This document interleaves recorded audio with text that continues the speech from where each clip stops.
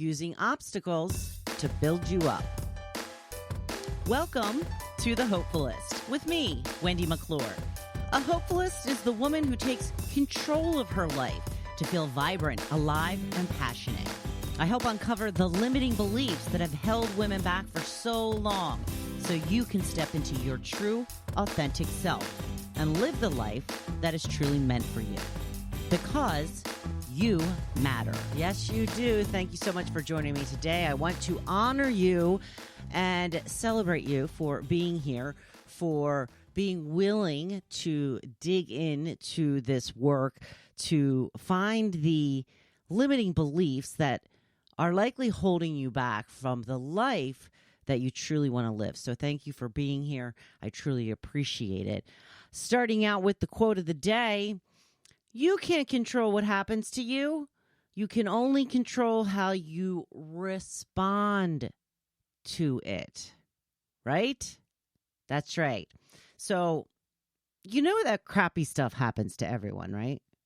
Now, you may not think that because some people focus only on that. It's what they talk about all the time. They bemoan the fact all the time that something has happened to them. And that's why they aren't who they want to be, where they want to be, making how much they want. All of the things that are wrong in their life is because of this thing that has happened to them. And then there are other people that you think hasn't had anything happen to them because they never mention it. They never talk about it because they don't make it a focal point of their life. Some have even used it to propel them forward instead of letting it hold them back. So it may seem like some people have it made, like some people just never have anything wrong go in their life. But that's really not realistic. Everybody has crappy stuff happen to them. Some people choose to focus on the crappiness, and some people choose to focus on what they can make out of it, or what they have learned from it, or how they can move on from it. You know, a lot of times we are given this limiting belief that you are stuck with the cards you are dealt. And even if that were true, you can be playing any game. And you can just make the game that you're playing, the one that has cards, that has you as the winner. You see what I'm saying? Kind of confused myself a little bit on that one. Make the cards that you have in your hand the winner of that game. So what may be a horrible hand in Go Fish might be a great hand in Rummy or poker. So if you can't change the cards, change the game, right? This is in your control. So, how do you go about doing that? You need to be solution driven. And what that means is you see the obstacles and you focus on how to overcome them instead of letting them drag you down. And we all know that once we decide on something that we think will be life-changing, that will be good for us, that something inevitably happens to mess with that, to interfere with that. Because sometimes life is just a cruel joke. Or sometimes it's the universe trying to see how strong you are by trying to stop you from this goal that you're trying to achieve and to see if you really want it. If you can figure out a way to overcome this obstacle. For example, I had decided a few months back that I was going to hit my calories according to my Apple Watch every single day. Now, this is something that's difficult to do. I play a lot of pickleball, and I typically play for about a 2-hour stretch when I play. And on those days, I pretty easily hit my calories for the day, which my personal set amount is 780 calories. But if I don't do anything like pickleball or any type of cardio exercise, I don't even come close to 780 calories. So I had decided, along with overhauling my eating plan, that I was going to try to get in my calories every single day, whether that be if I were playing pickleball or not. If I was not going to be playing pickleball, then I was going to go for a walk. I was going to make sure to get some strength training in. I was going to figure out a way to get these calories in. When I say figure out a way, you have to be specific in that. And that's why I had said I was going to go for a walk. I was going to do some strength training. I was going to do something that was going to be active that would get those calories in every day. And of course, the very first day of this new plan, I was playing pickleball in the morning, and I went to go for a shot, which was out of bounds anyway, by the way, which just really annoys me even more. And I knew as I was hitting it that it was out of bounds, but it was kind of too late because I was kind of already in motion. I twisted my ankle and I fell. And I really hurt my ankle. Now, when I say I really hurt my ankle, I mean, I hurt it enough that I stopped playing. And that's serious. If I stop playing, that means that I'm hurt. Did I sprain it? Probably not. But I knew that I couldn't continue to play on it. So there seemed to be obstacle number one on the very first day, on the very first morning, within one of the very first things that I was doing that day that came up to stand in the way of my goal. So what did I do? I let it sidetrack me. That's what I did. I let it sidetrack me. And I wish that I wouldn't have. Because if I would have stuck to it, figured out a way to overcome that, I would be 2 months further along in my activity plan and my eating plan.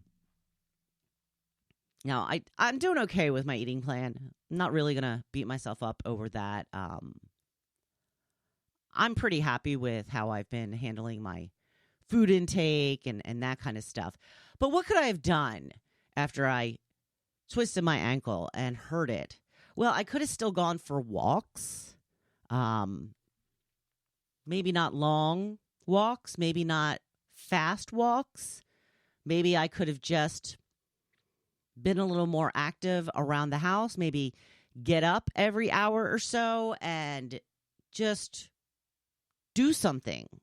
You know, one of the issues that we as Americans have is we just sit constantly. We're constantly sitting. And I just recently saw a video where somebody had said that the hunter-gatherers, you know, they were out hunting and gathering. And they really didn't do it all day. They did it like 4 hours a day. And then they basically slept the rest of the time. So they had about 4 hours of activity. They're saying, comparing that to now, we get about 1 hour of activity per day. If you add up all of the moments, and this doesn't including like exercise and stuff like that, but just as a regular average American's day, where we're not sitting, we're not laying, we're not sleeping, we're actually, you know, awake, but most of the time we are sitting at a desk, sitting on a couch, watching television, all kinds of things like that. It really comes down to about an hour's worth of activity a day. And that's really only 3 hours less than the hunter-gatherers. But look at the difference in our lifestyles. Look at the difference in our weight and our health. So just try to be a little more active in your daily life. The silly things that you've often just ignored. Parking farther away when you go to a shopping center. Get those extra walking points in, those extra steps. There is all kinds of things that you can do. If you hurt your ankle, you can do some strength training for your upper body. You can play ping pong.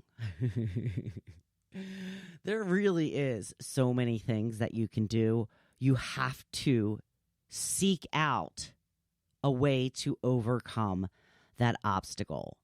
So you may be stuck with the cards that you have, but you can play any game that you want. Another limiting belief is that traumatic events will keep you down. Say a bad childhood, or you went through a divorce, or you got fired, or your loss of bodily autonomy. These are things that are traumatic. And again, the people who concentrate on these and bemoan these things and are constantly bringing them up and using them as an excuse for not being where they want in life and not having the motivation to go where they want because they let this hold them back. You can actually use these situations to build you up instead of letting them tear you down. You had a bad childhood. That's something that I can relate to. I often was not, I was made to feel not special at all. And I know I'm not alone in that. But I think that growing up in those circumstances, it really does a job on your self-confidence and your self-worth. So there's been a lot that I've had to do to overcome that. And it's not easy work. It's not easy to get in touch with that side of yourself that's so hurt and so vulnerable and so open. It can be very painful, but once you address it, that's when you start to heal from it and you start to realize there are other options.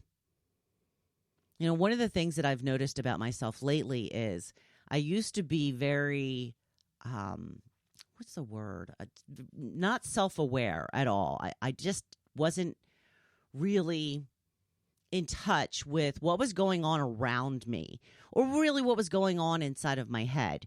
There's these situations, and I know everybody has them, where you're having somewhat of a volatile conversation with somebody, and something in this conversation triggers you. And often you don't know what it is. You just know that you feel triggered, that you feel like you are on the defense. And it used to take me days to figure out what that was. And although I'm not at the point where I can figure it out in the moment, I can often figure it out in a few moments.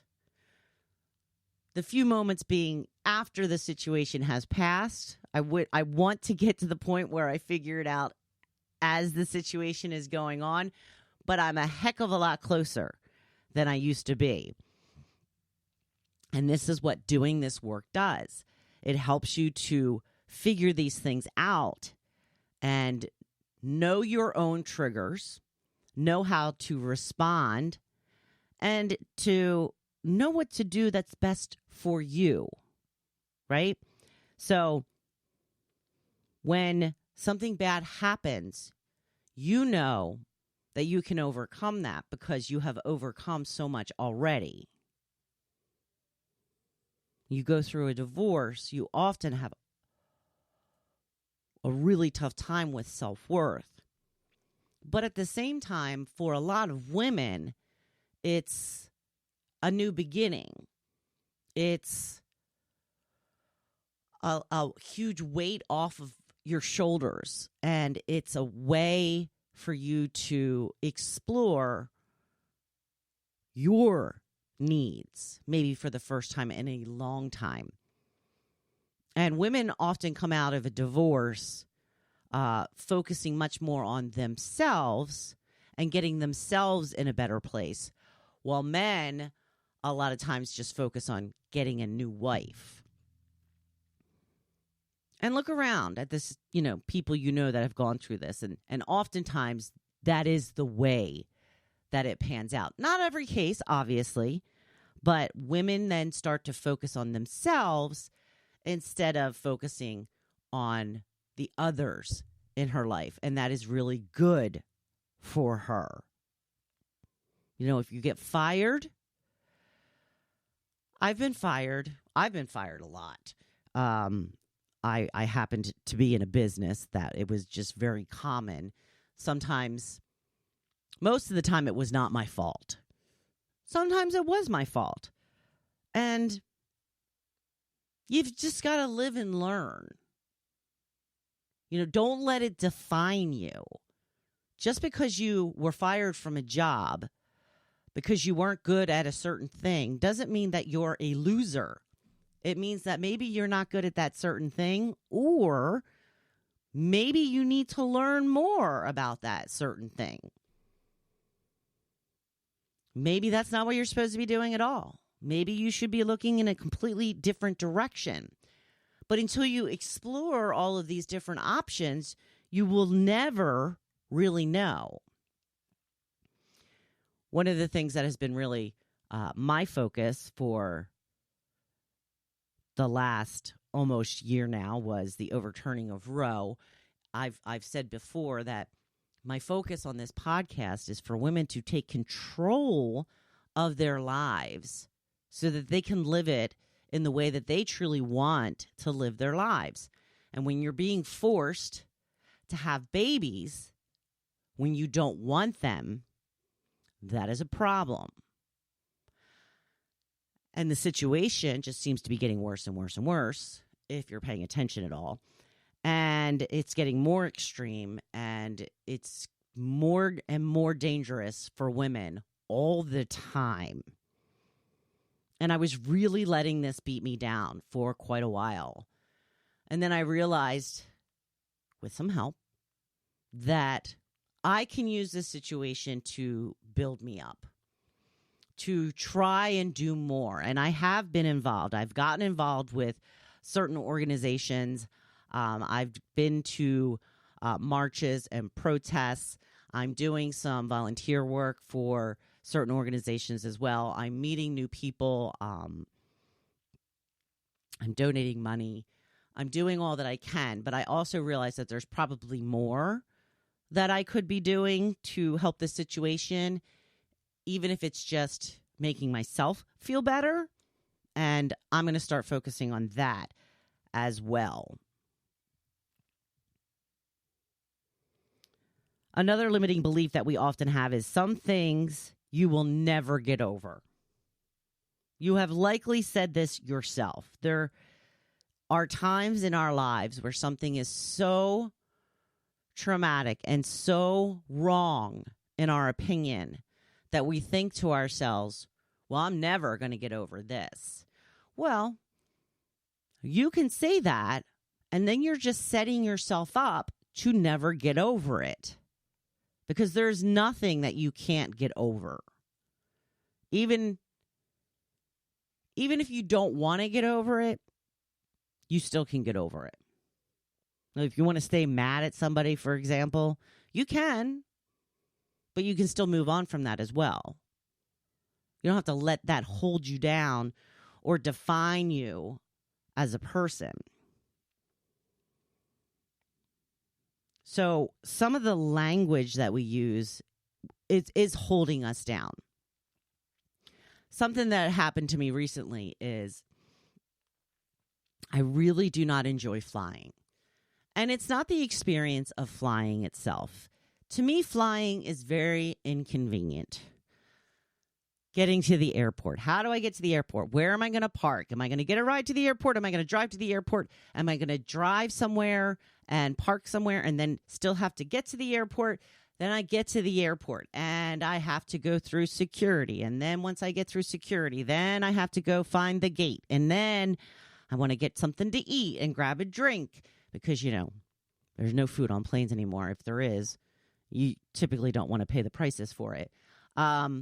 It's just a hassle to me, and then you got the actual travel time in the air and then the waiting to get off the plane and all of that. And then the finding of the baggage area and getting out and then getting to where you have to.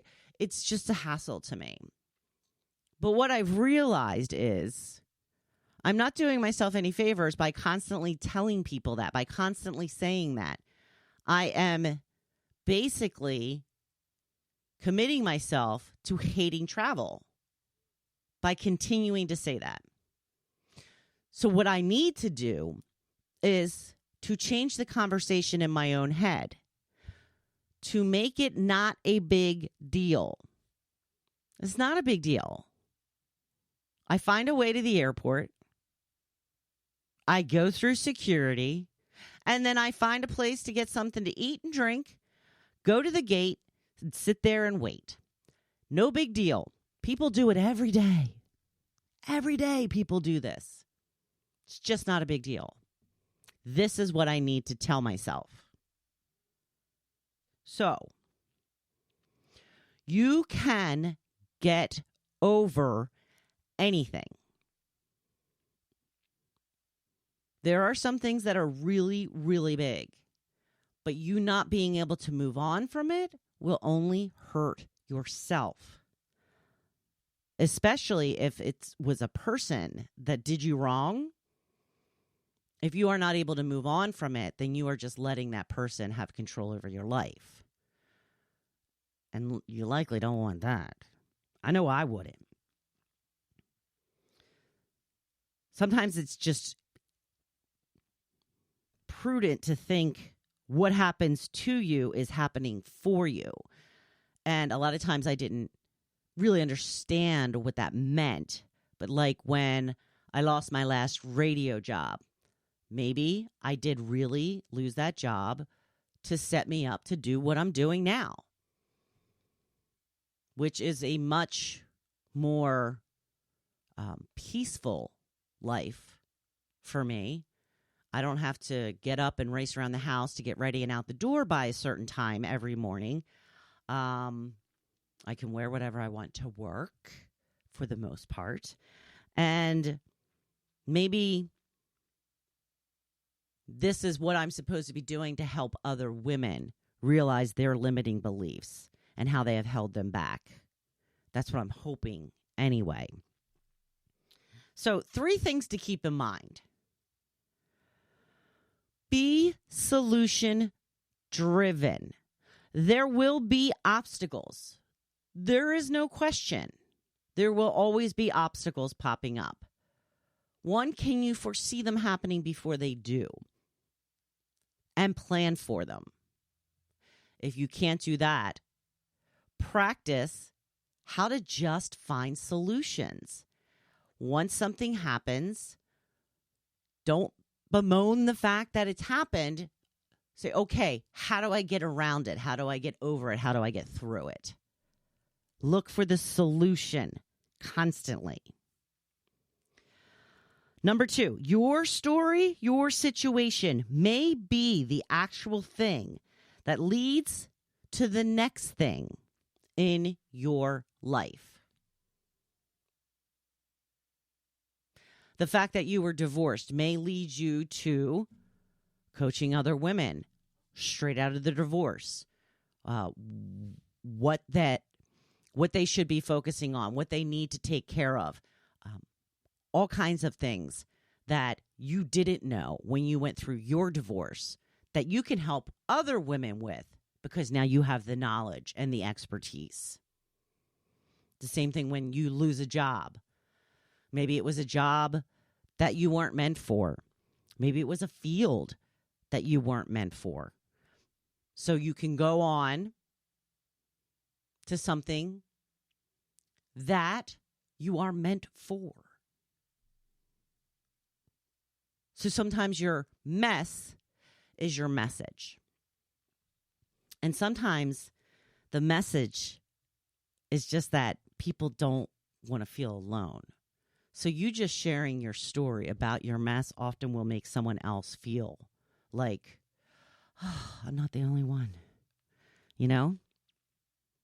And finally, language matters. If you say you won't get over it, you likely won't get over it.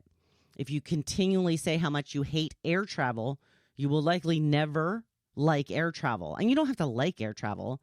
It's just important not to hate it because it's important. It gets you where you want to go a lot faster than driving. So keep all of that in mind. Language matters. So set yourself up to talk to yourself in a way that's going to empower you instead of beating you down. I think you get what I'm saying. If any of this resonated with you today, would you please share it with a friend? Could you maybe share a social media post that you see about it? Or you can just go to the information on the episode, hit the copy link, and share it right on your social media or send it directly to a friend. I would appreciate that so much. I will be your best friend if you decide to do something like that for me. So thank you, as always, for tuning in. I'm always grateful to have you here. Please spread the message of the Hopefulist. Be kind. Let everybody know that they matter because you do matter. Go out there and be badass this week. You know I'm here, cheering you on. Thank you for listening to The Hopefulist. Please visit my website at hopefulist.com. And always remember, you matter.